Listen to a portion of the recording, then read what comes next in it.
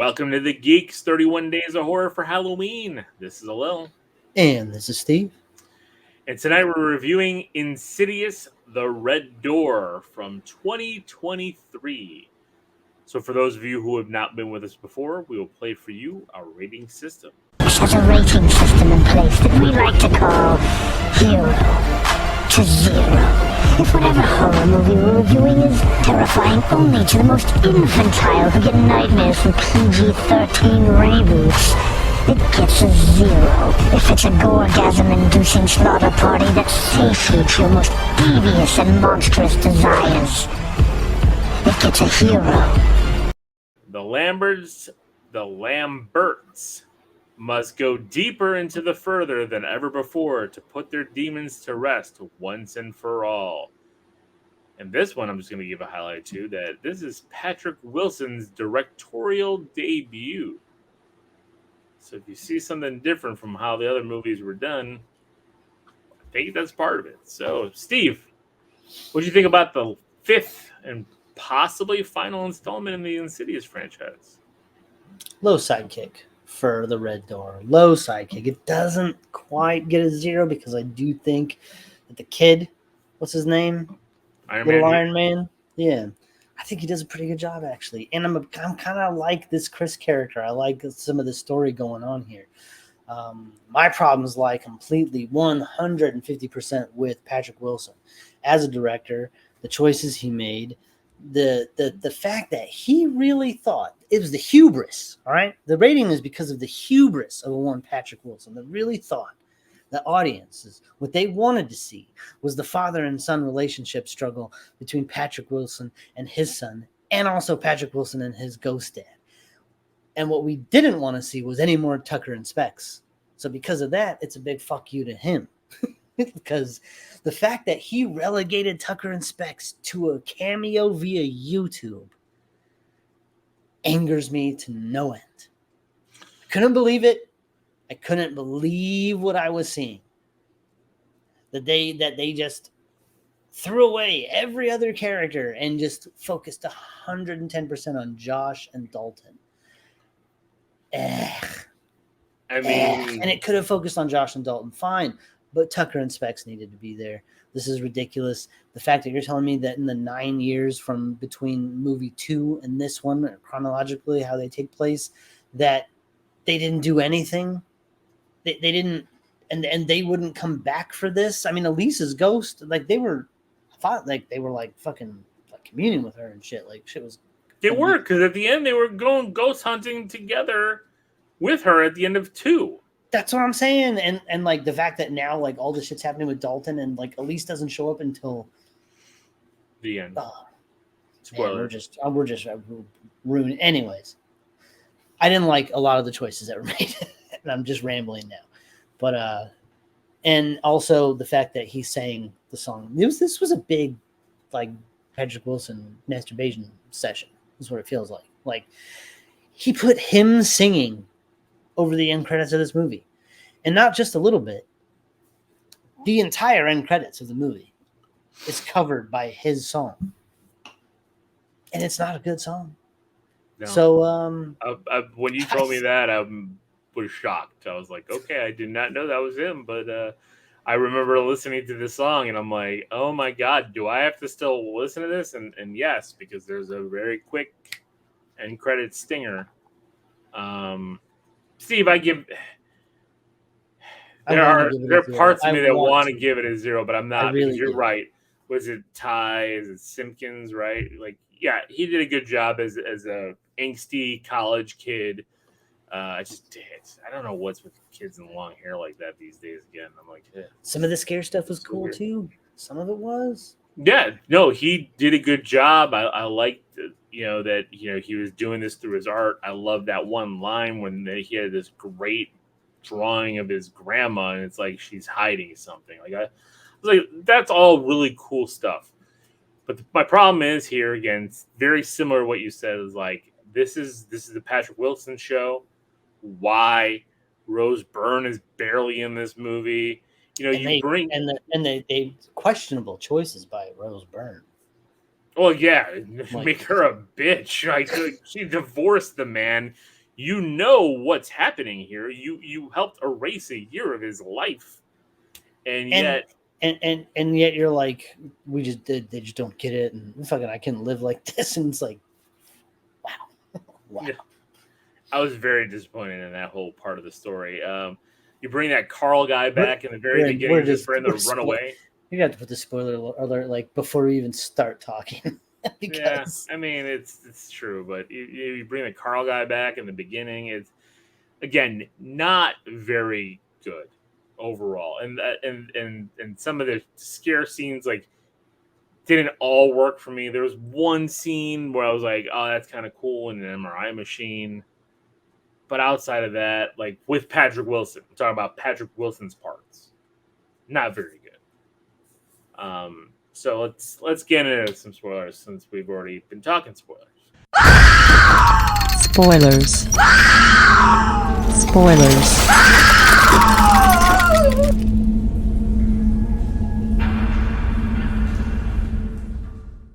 I think out of our anger for this movie after watching all 5. So,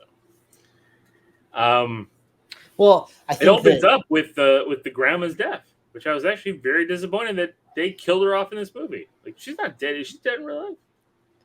I don't know. I can't believe she is, but if she is, I apologize because I was like I liked her character. I liked that she is like knew all this stuff. Was like Barbara Hershey's not dead, right? I don't think she is, but again, could they not afford her? I mean, here's the crazy thing about this movie. I'm gonna tell you this right now. It cost $14 million to make, and it made like $188 million worldwide. Barbara Hershey is alive and well. Okay, well, thank you, because I liked her, and I wish she would have been back. I get why. You know, you have to have this break in the family, and she was the one holding the secrets and knew about the But she wasn't.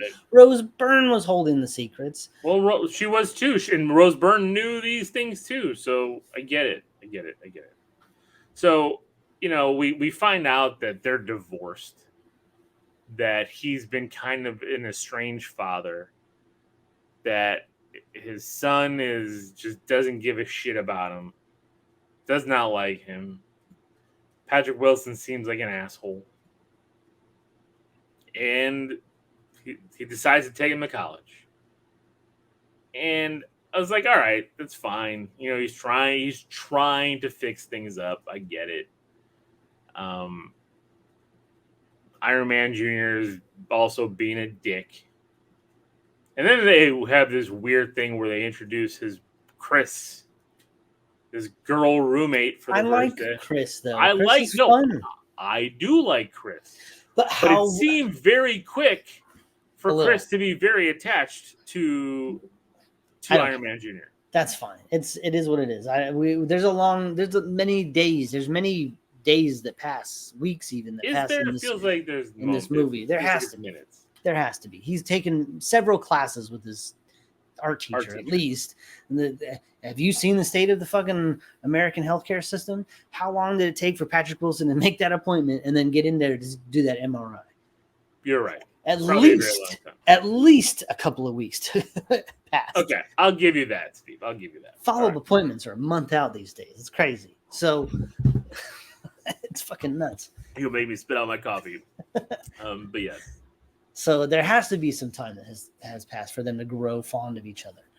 But could you imagine the movie that we didn't get where Chris has the finale where she's interacting with Tucker and Specs that are trying to do shit in the real world while Dalton and fucking Josh are in the further? Come on, man. Yeah, this is what we needed. I don't get why, number one, why Rose Byrne hypnotized Patrick Wilson herself instead of calling all the people she knew that were experts in this field, that all knew Josh, that one was at the damn funeral, who could have come in and led that, who was in the further. This is how you solve it. Wilson. This is how you solve it. Rose Byrne shows up to the school because she knows fucking Dalton's in trouble. Patrick Wilson shows up to the school because he knows Dalton's in trouble.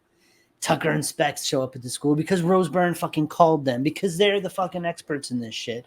And they all show up at the school. They ascend on the school. And we get more Elise. We get more Carl. We Elise get them working together. Elise is then in this awesome college setting that we have set up that we now can do further things there. Yeah, it's why couldn't that whole frat house been taken over by demons? And they have to go in there. Then we have Elise kind of like, and that would be awesome to have like Elise there and like Tucker and like with Tucker and Specs and like they can't see her, but she'll say something or something like that, and Tucker will write it and like, oh well, or Specs will write it down, you know, like how she would whisper to him. Yeah. Like they set all this stuff up. Like, could you imagine if he was just like standing there with fucking headphones on, just like writing shit down, like, oh, this is what Elise is saying right now, like, dude. And then Chris is there as that extra layer of humor that could mix in with Tucker, the jawing back and forth that her and Tucker would have done. What we missed out on because Patrick Wilson wanted to focus on my dad had mental problems too, and he saw the ghost too, and he killed himself. That's why he was never around. And I'm like, I didn't even know you had a fucking problem with your dad. And this is movie 5. I'm just now hearing about this. So, yeah, and you know, I mean, I don't know. It's like there's a lot to this. You know, for mental health and mental wellness and that kind of stuff. Sure. And I just everything's hate that a metaphor. Yeah, but I just hate that they go into this whole. When the first movie came out, made sense, right? Like we're gonna have you forget this demon thing. We're gonna hypnotize you out. But then, like coming back here, you know, like a decade later, right, and having everyone mentally the same, like Rose Byrne hiding shit, really, like not understanding that there's so much there that's going on, that they have these abilities, that she needs to kind of explain this to them because they're not right. They're not the same people as they once were. There's something wrong. And she even says it, you know, like there was something off with you. You were losing it. You were slower. You were just not the same person. Well, if you're seeing that, what's the best thing to do? Kick him to the curb? Like exactly. Like, it bothered me in that sense. And they call it out in the movie. He's like, we could have worked through this together. I'm like, yeah, you probably fucking could have. And I get that the kids, like, because you see it with Dalton drawing the painting and seeing that. He remembered, and they all kind of had some memory. But they didn't. The second brother walks in, and he's like, was this you? Did you do this? Like, he didn't fucking remember. Dalton didn't remember. He just painted that shit out of his repressed memories. The little girl, Callie, certainly didn't remember. She was a baby. She was a baby. So what's the fucking problem? and even if there is a problem, why don't you explain it? Like, if you explain it and they all have lived this and it's understandable, yeah. Shit happened. No, for real. Like, this shit really went down. Like, he pulled a Jack Nicholson and fucking went nuts. You know, like, I don't get it. It was very badly told. You know, and again, like you said, with this whole his father situation too, and it's like,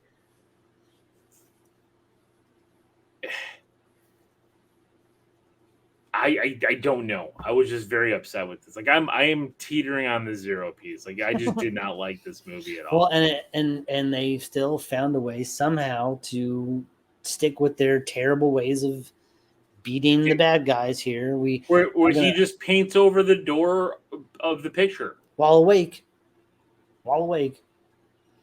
I don't know. Well, he's got the power to control it, I guess. But you know what? That did follow the really cool like the eyes. They were fucking ripping off Evil Dead again here. So many Evil Dead references.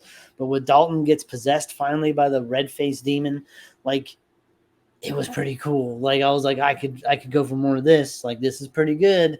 Like he looked creepy as shit with those glowing eyes and the blood coming out of his mouth. Yeah, have him go wreak havoc on that frat house with that asshole guy. It was like, well, Nick the Dick. Yeah, I was like, that guy didn't get it. I'm like, that was another cool scene too, where the fucking drunk vomit ghost guy? like started throwing up all over fucking tiles. Like, oh, so grossed out by that. I didn't want to see that. I was like, and it was all over his face too. Just like, oh man, fucking. Ugh. But a good scene, effective scene. Yeah. So I mean, they vanquish the demon kinda, because then at the post credit scene, a light flickers. You know, what does that mean? Well, but like, he wasn't dead. They didn't kill him. Like, they even showed him like behind the hole he made in the behind door, the door, growling, and they just painted over it. And then like, oh god, it was like they were trying to be like artsy. Fucking like Field of Dreams or something. Like when his dad shows up and leaves him the lantern, and they have like that nod and that single tear. I'm like, get the fuck out of here with this goddamn fucking Hallmark bullshit. Ugh. It hurt me. And then they just wake up. and then Elise shows up and tells Josh he'll be fine, and that's all we get of her. I was like, come on, man. She just carried 4 movies of this franchise, and that's all you're gonna give her? Yeah, he gives her that, and he gives Tucker inspects the fucking YouTube. I'm disappointed in this movie because I was actually surprised as we've gone through these 5 movies. I was kind of looking forward to this one. Exactly how much I've enjoyed these. I wanted to see, and how are we bringing closure to the family? Oh man, like it's got to be something big. No, we're gonna paint black paint on this door, this red door, and bye demon, and everyone now is all happy with this fucking art teacher that's like, rip up your most cherished art. We need you to feel it from the inside. I'm like, oh god, like, those are really good drawings, all of them. And I would have been with that one first kid that was like, no, I'm not ripping up this. Do you see this? Maybe I was looking at that like, god damn, that's nice. And she's like, rip it up. He's like, no. I'm like, fuck right, no, get out of there. The lady's crazy. No, there she you go. saw Ty's black door and she was like, is it keeping you in or out? Ugh. Shut up.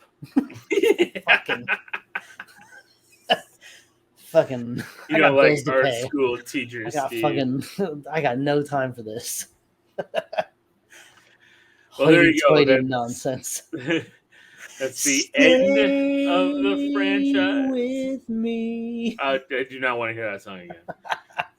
End of the franchise, maybe we'll see. You know, there was always talks about bringing in like the other, is it Sinister or even the Conjuring? No, what I want to see, the only time I want to see anything about Insidious moving forward is a movie called Spectral Sightings. That's it.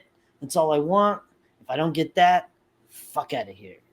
I'm done with the franchise. So, there you go. This is a Lil. And this is Steven. Until tomorrow night, everybody, keep it creepy.